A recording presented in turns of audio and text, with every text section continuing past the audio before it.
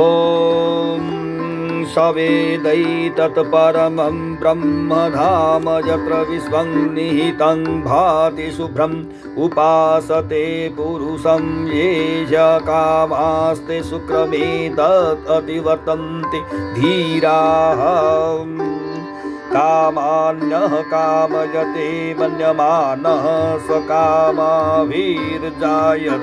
तत्र तत्र पर्याप्तकामस्य कृतात्मनस्ति हैव सर्वे प्रविलीयन्ति कामाः नायमात्मा प्रवचनेन लभ्यो न मेधया न बहुना श्रुतेन यमेवैष वृणुते तेन लभ्यस्तशेष आत्मा विवृणुते तनुं स्वाम् नायमात्मा बलहीनेन लभ्यो न च प्रमादात् तपसोवाप्यलिङ्गात् एतैरुपायैर्यतते यस्तु विद्वान् तस्यैष आत्मा विशते ब्रह्मधाम सम्प्राप्येन मृषयो ज्ञानतृप्ताः कृतात्मानो वीतरागाः प्रशान्ताः ते सर्वतः प्राप्य धीरा युक्तात्मानः सर्वमेवाविशन्ति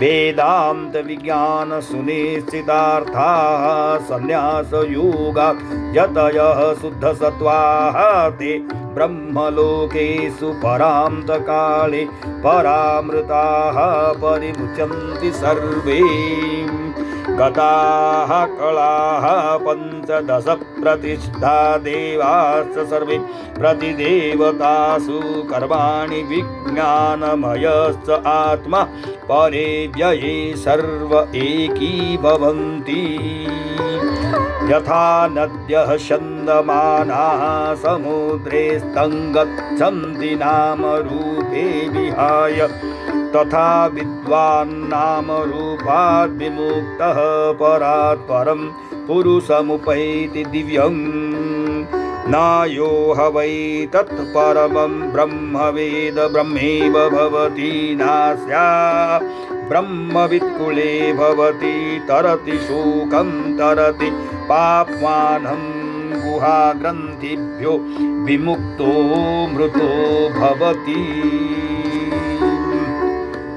क्रियावन्तः श्रोत्रिया ब्रह्मनिष्ठाः स्वयं जुहत एकश्री श्रद्धयन्तः तेषामेवैषां ब्रह्मविद्यां वदेत शिरोव्रतं विधिवद्यैस्तुचीर्णम् तदेतत् सत्यमृषिरङ्गिराः पुरोवाचनेतचीर्णव्रतो धीते नमः परमऋषिभ्यो नमः परमऋषिभ्यः इति तृतीयमुण्डके द्वितीयो खण्डः भद्रं कर्णेभिः शृणुयाम देवाः भद्रं पश्येमाख्यभिर्यजत्राः स्थिरैरङ्गैस्तुवागुंसस्तनुभिः व्यशेम देवहितं यदायुः स्वस्ति न इन्द्रो वृद्धस्रवाः स्वस्ति नः पूषा विश्ववेदाः स्वस्ति नस्तार्क्ष्यो अरिष्टनेमिः स्वस्ति नो बृहस्पतिर्दधातु ॐ शान्ति शान्ति शान्तिः Hari Om. Now we will discuss the meaning of the verses chanted.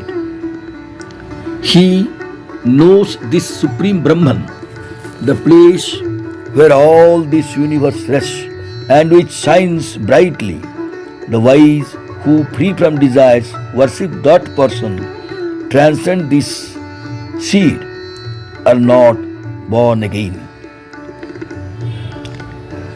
If the wise who are free from desires, who do not long for bhuti, who yearn for emancipation, worship the knower of the self, a Jivan Mukta, they are not born again. In the verse 3, 1 and 10, of the previous chapter, it was said that those who wish to attain worldly prosperity should worship the knower of the Atman. In this verse, it is said that if the people worship the knower of the self without any kind of desire, they will attain the final emancipation. He who forms desires in the mind is born again through his desires here and there. But for him whose desires are fulfilled and who has realized the Atman, all desires vanish even here on earth. This Atman cannot be obtained by much study of Vedas or intelligence or much learning. He whom the self chooses, by him the self can be gained. To him this Atman reveals its true nature. When ignorance is dispelled, the Atman who is already shining in the heart reveals himself.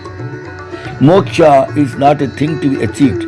It's not something produced. It's already there.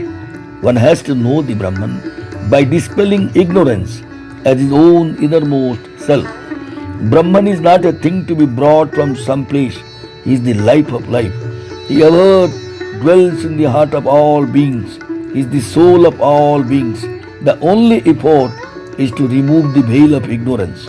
When the veil is removed, the self-luminous Brahman shines forth by itself. The Bhakti school of thought brings the doctrine of grace in this verse. Whom he chooses, to such a one he reveals his own person or true nature. This Atman cannot be attained by one who is destitute of strength or without earnestness or by penance without mark.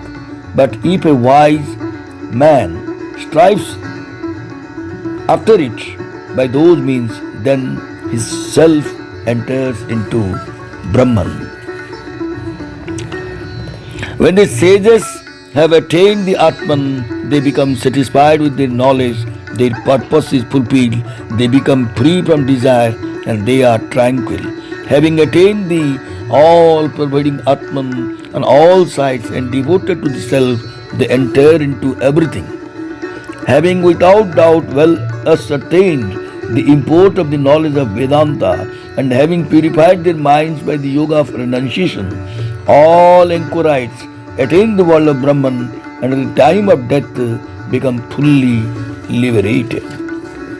Their 15 kalas, that is 15 parts, enter into their elements, their devas into their corresponding devas, their karmas and their self, full of knowledge, become all one in the highest and imperishable Brahman. Just as the flowing rivers disappear in the sea, losing their names and forms, so also a seer, freed from name and form, goes to the divine person who is greater than the great. Now, he who knows that highest Brahman becomes verily Brahman.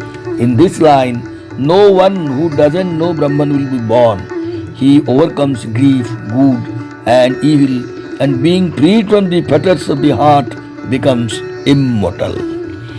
This is declared by the following Greek verse: Kriyavantah Srutriyaha Brahmanishtaha. Let one teach this knowledge of Brahman to only those who perform the karma enjoined, who are versed in the Vedas and firmly established in Brahman, who is endowed with full faith, offer oblations themselves to the fire called Ekarshi, and who perform the vow called Shirotsava, who carry fire on the head according to the rule of the Atharvanas. No one who has not observed the vow should study this. This is the truth. Rishi Angiras declared it in ancient times. Prostrations to the great rishis, prostrations to the great rishis. Hari Om Tat Sat.